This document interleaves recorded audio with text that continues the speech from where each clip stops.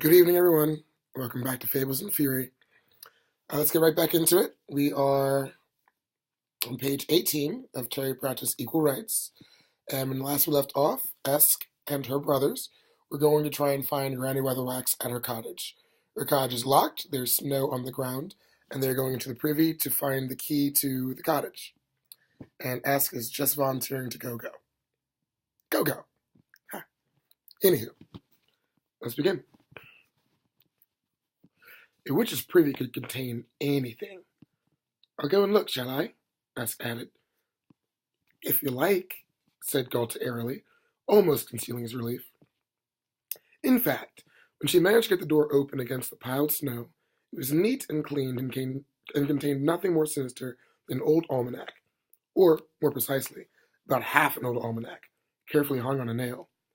Granny had a philosophical objection to reading, but she'd be the last to say that books, especially books with nice thin pages, didn't have their uses.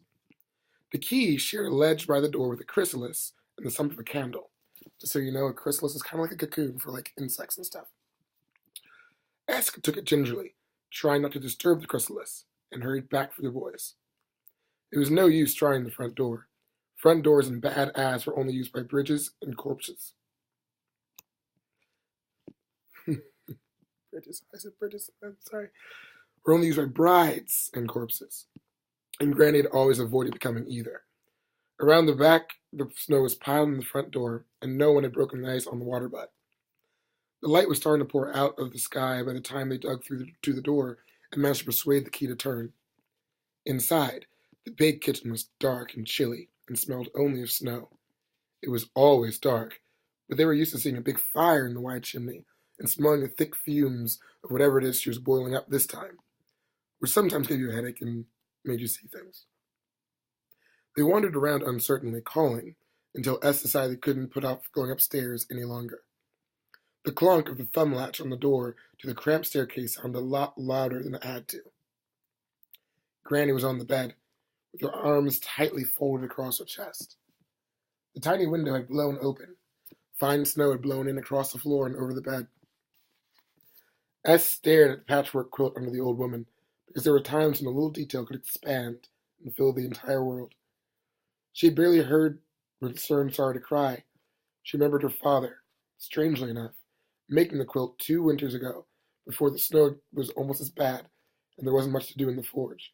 And I would use all kinds of rags that had found their way to the town from every part of the world, like silk, dilemma leather, water cotton, and tharga wool. And of course, since he wasn't much good at sewing either, the result was a strange, rather lumpy thing, more like a flat tortoise in the quilt, and her mother had generously decided to give to Granny last Hogwatch night, and... Is she dead? Asked Galta, as if Ask was an expert in these things. S stared up at Granny Weatherwax. The old woman's face looked thin and gray. Was that how dead people looked? Shouldn't her chest be going up and down? Galta pulled himself together. We ought to go and get someone. We ought to go now because it'll be dark in a minute, he said flatly. But Cern will stay here. Her brother looked at him in horror. What for? Someone's got to stay with dead people, said Galta. Remember when old Uncle... What name is that? Old Uncle Durgart died and Father had to go and sit with all the candles and things? Otherwise, something nasty comes and take your soul off to... somewhere, he said lamely. And then people come back and haunt you. Cern opened his mouth and started to cry again. S said hurriedly, I don't stay. I don't mind. I'll stay. It's only Granny. Galta looked at her in relief. Light some candles or something, he said. I think that's what you're supposed to do. And then there was a scratching from the windowsill. A crow had landed and stood there blinking suspiciously at them. Galta shouted and threw his hat at it. It flew off with a reproachful caw, and he shut the window. I've seen it around before, he said. I think Granny feeds it. Fed it, he corrected himself. Anyway, we'll be back with people. We'll hardly be any time. Come on, see. They clattered down the dark stairs. I saw them out of the house and bolted the door behind them. The sun was a red ball above the mountains, and there was already a few stars out. She wandered around the dark kitchen until she found a scrap of dip candle and a tinderbox. After a great deal of effort, she managed to light the candle and stood it on the table. Although it didn't really light the room, it simply peopled the darkness with shadows. Interesting wording there. Let's do that again. It simply peopled the darkness with shadows. Then she found Granny's rocking chair by the old cold fireplace and settled down to wait. Time passed. Nothing happened. Then there was a tapping at the window. S took up the candle stub and peered through the thick round panes. A beady yellow eye blinked back at her. The candle guttered and went out. She stood stock still, hardly breathing. The tapping started again, and then stopped. There was a short silence, and then the door latch rattled. Something nasty comes, the boys had said. She felt her way back across the room until she nearly tripped over the rocking chair and dragged it back and wedged it as best she could in front of the door. The latch gave a final clonk and went silent. Esk waited, listening until the silence roared in her ears. But then something started to bang against the little window in the scullery, softly but insistently. After a while it stopped. A moment later it started again in the bedroom above her, a faint scrabbling noise, a kind of claw noise. S felt that bravery was called for. But on a night like this, bravery lasted only as long as the candle stayed alight. She felt her way back across the dark kitchen, eyes tightly shut, until she reached the door. There was a thud from the fireplace as a big lump of soot fell down, and when she heard the desperate scratching coming in from the chimney, she slipped the bolts, threw open the door, and darted out into the night. The cold struck like a knife. Frost put a crust in the snow. She didn't care where she was going, but quiet terror gave her a burning determination to get there as fast as she could.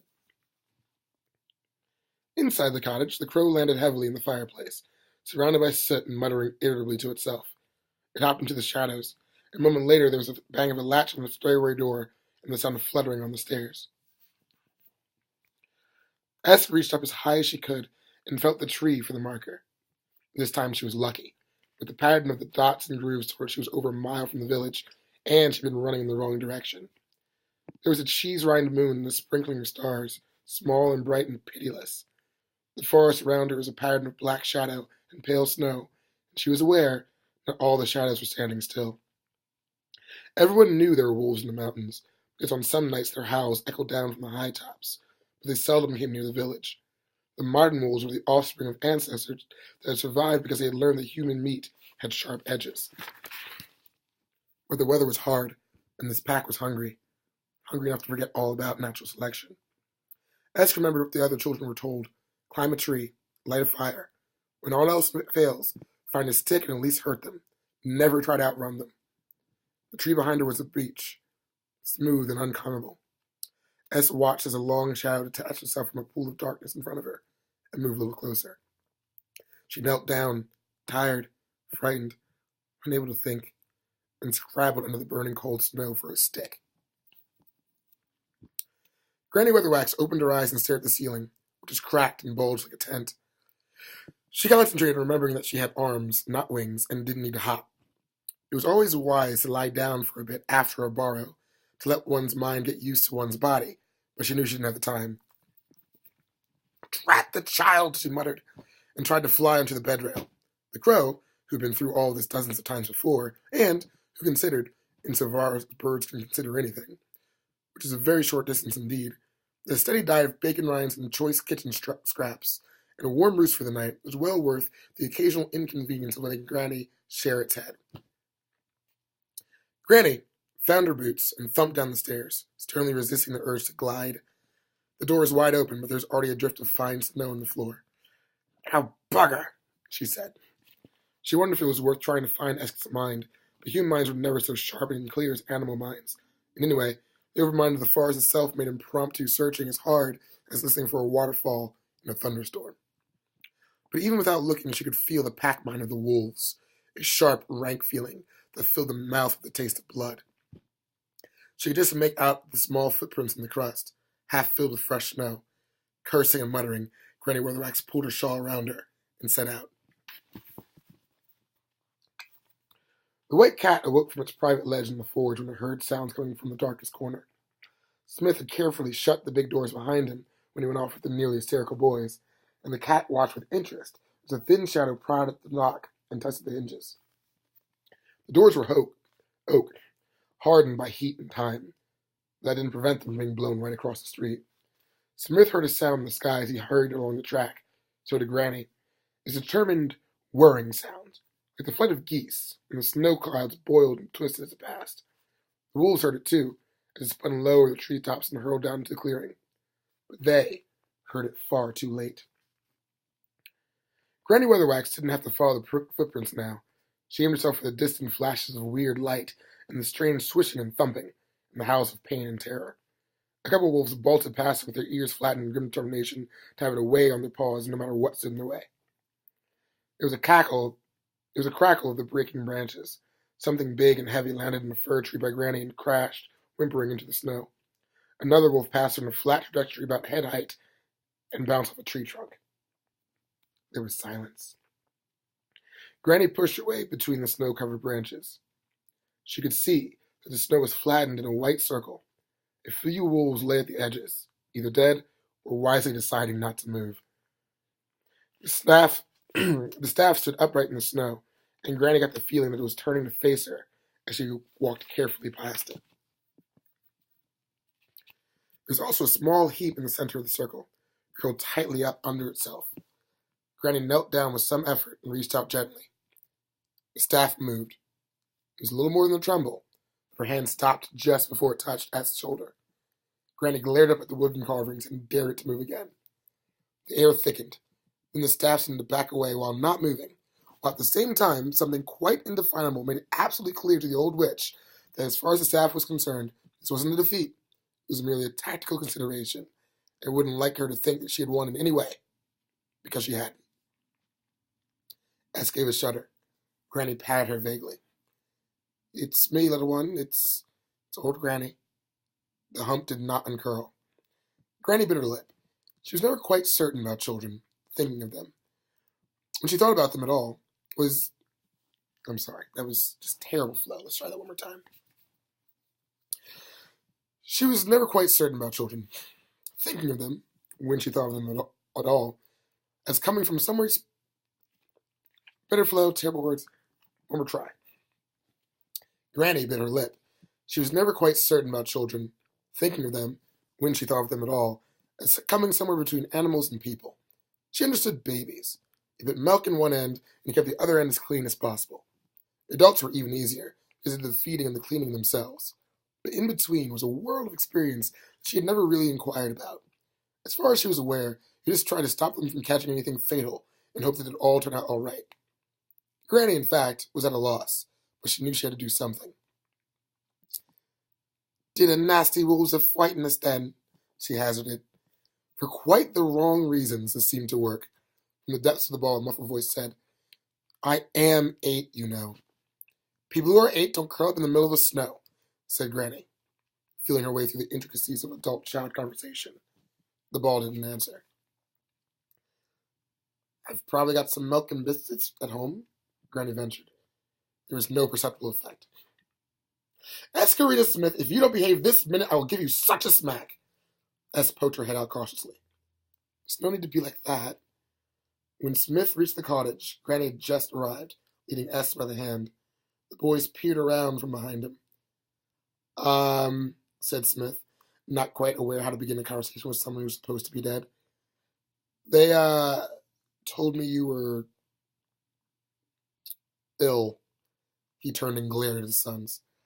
"I was just having a rest and I must have dozed off. I sleeps very soundly." "Yeah," said Smith uncertainly. "Well, all's well then. What's up with Esk?"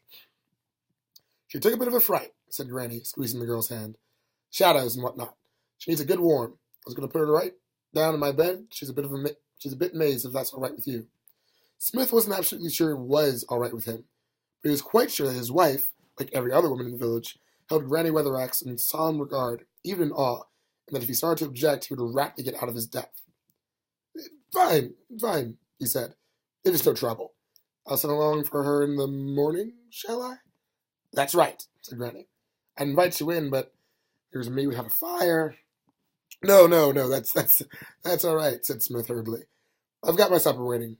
Drying up," he added, looking down at Galta, who opened his mouth to say something and wisely thought better of it. When they had gone, With the sound of the two boys' protest ringing out among the trees, Granny opened the door, pushed Est inside, and bolted behind them. Okay? Tomorrow we will continue. We're going to leave off here on page 26. And I hope you're enjoying the story so far. Leave a comment, like, subscribe, share with your friends. Good night. Remember that I love you.